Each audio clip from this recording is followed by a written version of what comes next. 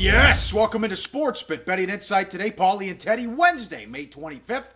We'll get to big game breakdown. Game 5, huge. Raptors and the Cavs. Cubs and the Cardinals. Arrieta on the mound. We'll run down his astonishing numbers, and we'll hit play of the day. Looking for 4 in a row with Money Time. Plus, part 2 of Gambling Stories. We're all over Charles Barkley, a beauty from back in the day in Vegas. We'll get to that as well. We start with bad bets and bad beats, and oh my God, OKC destroys the Warriors again. They lead the series 3-1. How about this graphic? This says it all. The big three with the Warriors, plus minus in the series. Green has played 67 minutes, minus 68. Curry, 66 minutes, minus 53. Thompson, 51 minutes, minus 50. Unbelievable. And, okay, as that Reggie Miller pointed out on the broadcast, OKC got to all the loose balls last night. All the 50-50 balls went their way as they take out Golden State, and it was easy again.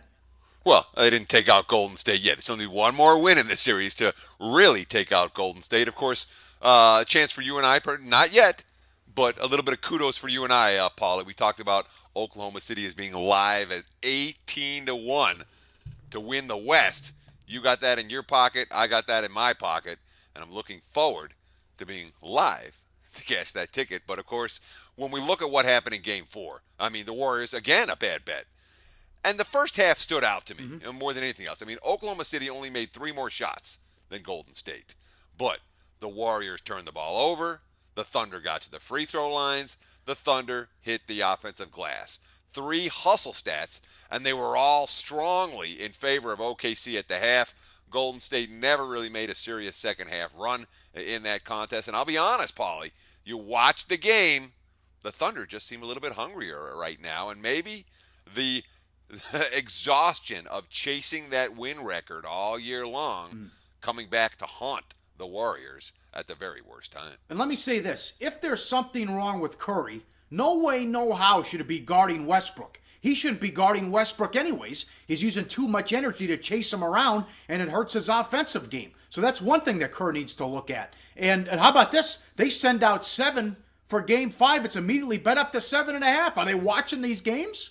Well, that's a situational bettor. You know, the situational bettors are betting the zigzag here. Like, all right, Oklahoma City dominated twice at home. This is where Golden State is supposed to step up. And, of course, remember, the Warriors win Game 5. All the pressure immediately goes on OKC for Game 6 because if the Thunder don't win at home, they got to go back to Golden State for Game 7. So it's not a pressure-free situation for OKC on Thursday. But we talked about the Warriors being a bad bet. How about the bad beat in this game, Paul? We really haven't had a lot of bad beats to talk about this week. No, this is one. Yep, another. The game stays under. How did that happen? The first half at 125 points. This has been 2 weeks. 2-3 weeks like this. You're right, 125 points at the half. The Warriors only scored 12 points in the fourth quarter. Remember, they had 14 points in Game 1 of the fourth quarter. That's horrible if you had the over there and how that game absolutely died. More bad bets. Shelby Miller, here we go. Diamondbacks, 1-6 now with an ERA of over 7. When did the Diamondbacks pull the plug on this guy? And the funny thing is about Miller, look, when St. Louis dealt him, St. Louis doesn't deal away good starting pitchers. When St. Louis dealt him that was a Jason Hayward deal, wasn't it, where he went to Atlanta? I'm like, well, you know, maybe this guy is good because he looked real promising as a rookie, had a good second season, had a great year in Atlanta, even though he didn't win games last year. This year it's all falling apart. And, of course, there was a ton of Diamondbacks money. They were plus 162, bet down as low as plus 146, 12-1 Pirates. And this game was a bad bet if you had the Arizona side. We have more. The Twins, 11-33, and the Braves, 12-32 coming into the game. They were pick'em. They both lost. I don't understand that at all. Well, I mean, yeah, the Braves were favored. The Twins were pick'em, slight dogs, but the markets are reacting to home field edges that don't exist. Well and said. We're talking about bad teams. I mean, the Braves went into the game, they were 2-17 at home. The Twins went into the game, I think they were 1-9 their last 10 at home. Both guys with decent starters on the hill. Surprise, surprise, they both lost. If you're laying prices with teams like the Twins and the Braves, you get what you deserve. That's the truth of it. I knew a couple of guys who I think are pretty sharp that liked Minnesota last night. I'm talking. You know how it is when you're talking with other bettors. You're not talking anyone into anything. You're not talking anyone out of anything. I'm like, geez, best of luck with that wager. Didn't work out so well. Can't be laying prices with the Minnesotas and Atlantas of the world. And the books took a beating on the Red Sox. They were opened as low as $2, closed as high as $3.20, and we told you last week price is going to be fine. Another good start, and Red Sox roughed up De La Rosa. Yeah, and now the Red Sox have won Price's last 3 starts by a grand total of 18 runs. 3-0 on the run line if you laid it there. But the books, I was a little bit surprised by this number when it opened at minus $2 in that range, minus 210. It didn't take long for the bettors to pop it into shape, but then the money just kept coming all day long, Paul. It's like the markets recognize that Price's season-long numbers are not accurate. He's been dominant his last 3, and of course, that Red Sox lineup is not one to trifle with for any struggling hurler. Let's get to some football. Ken Starr, the former president at Baylor, he's the fall guy, not Art Briles for that outside the lines report and the bad press the last few weeks with Baylor. He was so aggressive going after Bill Clinton, and he didn't do anything here as president. 6 Baylor female students reported they were raped or assaulted by football players from 2009 to 2016. 2 were convicted. Also, Elliott was accused in 2014 by 5 women, 1 assault and 4 rapes. He was sentenced to 20 years. This is a disaster for Baylor. Well, I mean, this is a school where you would get kicked out for dancing, Pauly, for dancing until the late 90s. So, I mean, it's a religious university. And to see the type of hypocrisy that's gone on here. And this is my question for you, because this is an interesting discussion. Who should be the fall guy? Briles is winning. Briles has improved the university's national brand. Kenneth Starr never did that. So who's going to take the heat? Well, it's not the guy who's making the university money. It's the guy at the very top who had absolutely nothing to do with it, which is Ken Starr. But, of course, the fact that Starr was all over the Clintons for comparable allegations, there's a little irony here. You got to say that from a ironic perspective, you got to enjoy this one a little bit, don't you, Paul? Yeah, it's also like Florida State, too, where they got the cops involved, helping to keep this stuff quiet, too, what's going on. Remember the New York Times article on Florida State football. It's a huge business, and it's win at all costs now. Yeah, and that's the truth for Baylor, is that Art Briles is making more money, or has made more money for the university than Ken Starr. And you remember the Baylor football program pre-Briles. Oh, forget it. I mean, it wasn't bad. It was bottom feeder status. They were I mean, I don't even know who to describe them with, because they were the Kansas, of the Big 12. Football-wise, not basketball-wise. I mean, they were really bottom of the barrel for decades.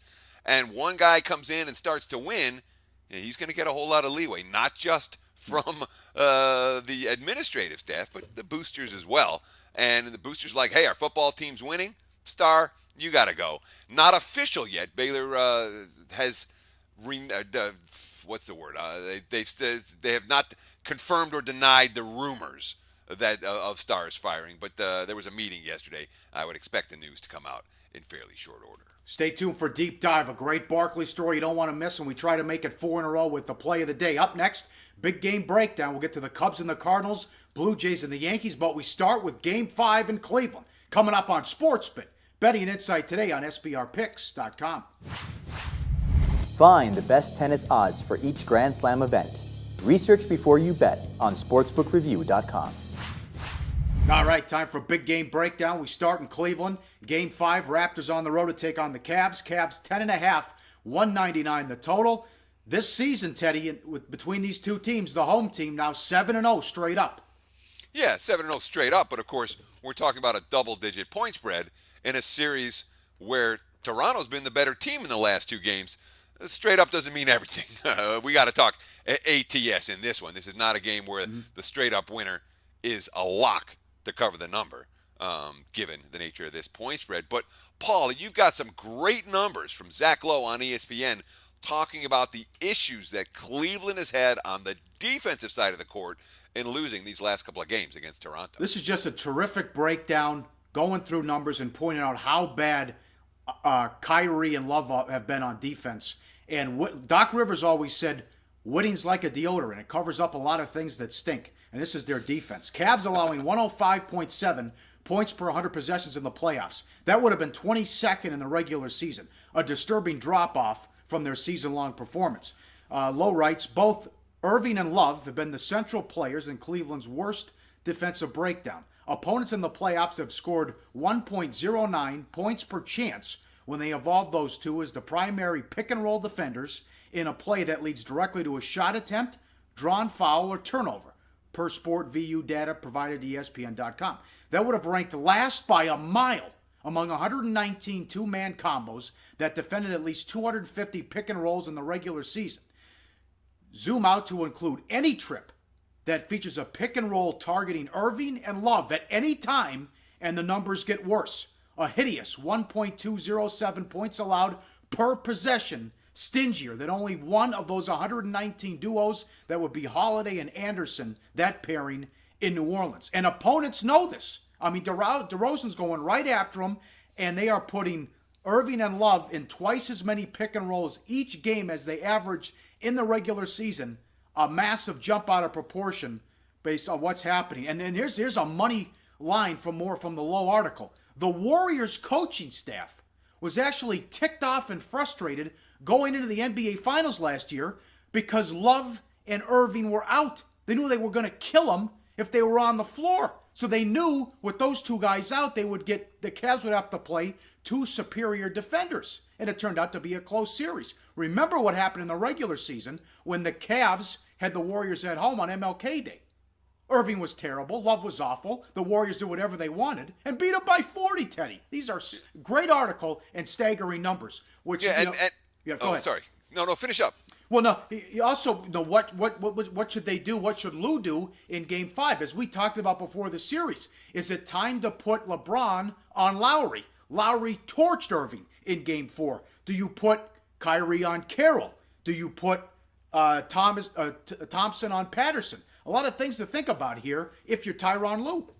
And of course, Tyronn Lue is not a guy that has a ton of experience thinking about these things when it comes to coaching in an NBA playoff series, which could be problematic moving forward. But, here's the funny thing about Love. We found a picture of him on the floor in the fourth quarter.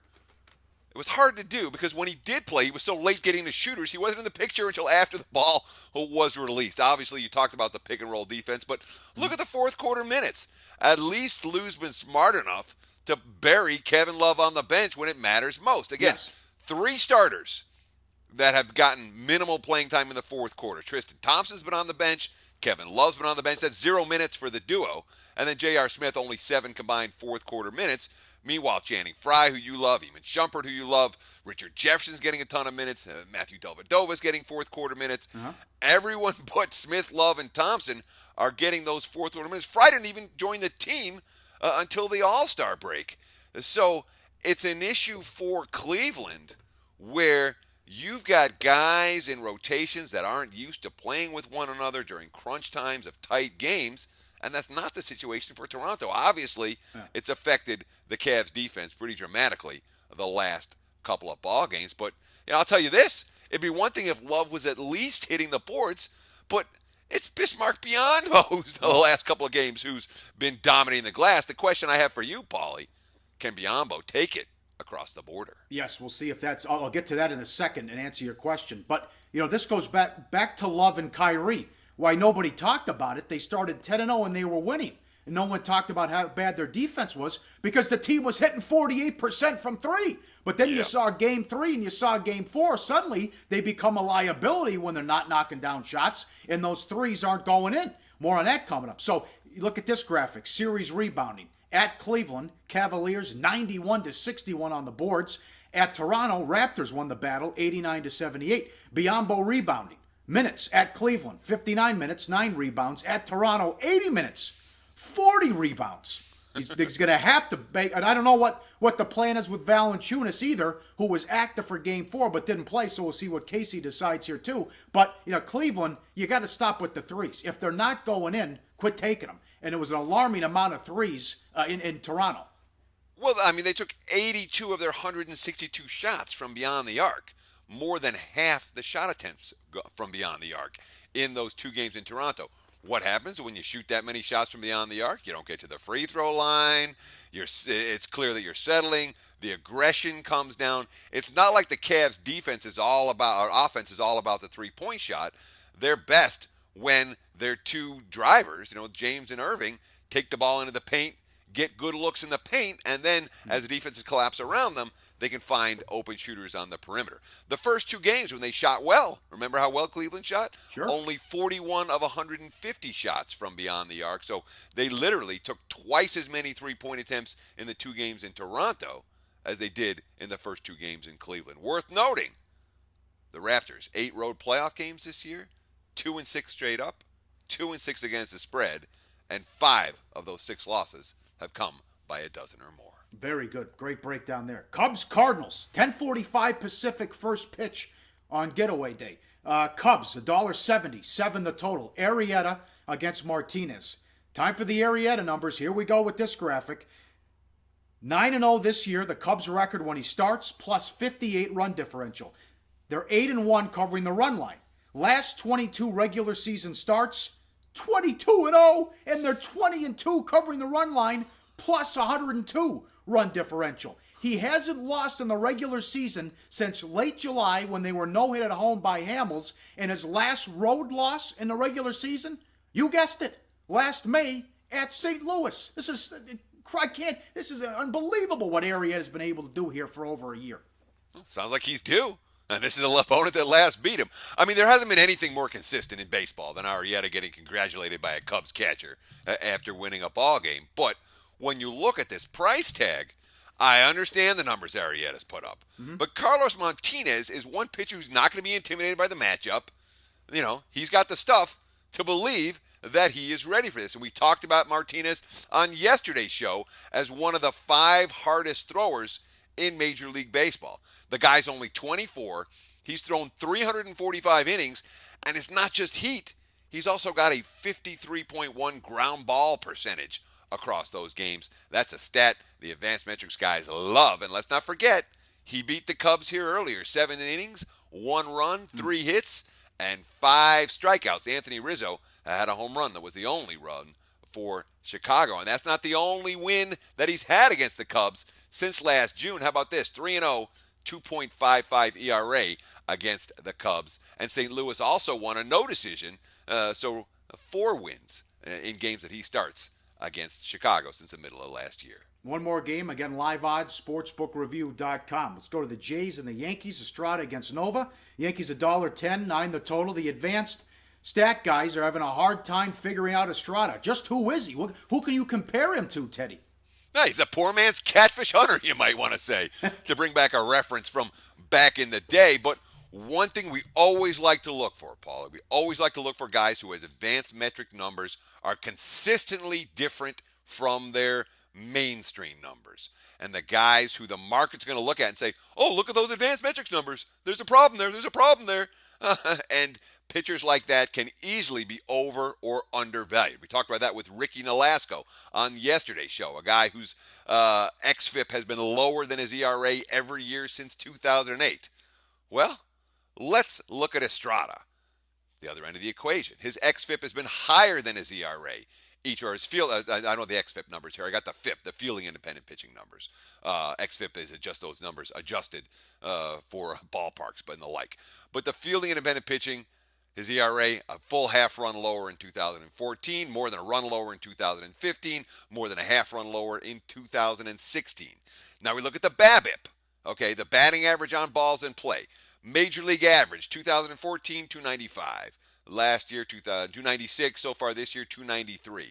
Estrada in each one of those 3 seasons has been way below the Major League average and way below the percentage that you would expect to see if these numbers were coming out randomly. No, he's doing something right. Now, he's a pure fly ball pitcher and a guy who's only 35% ground balls. So he works high in the strike zone.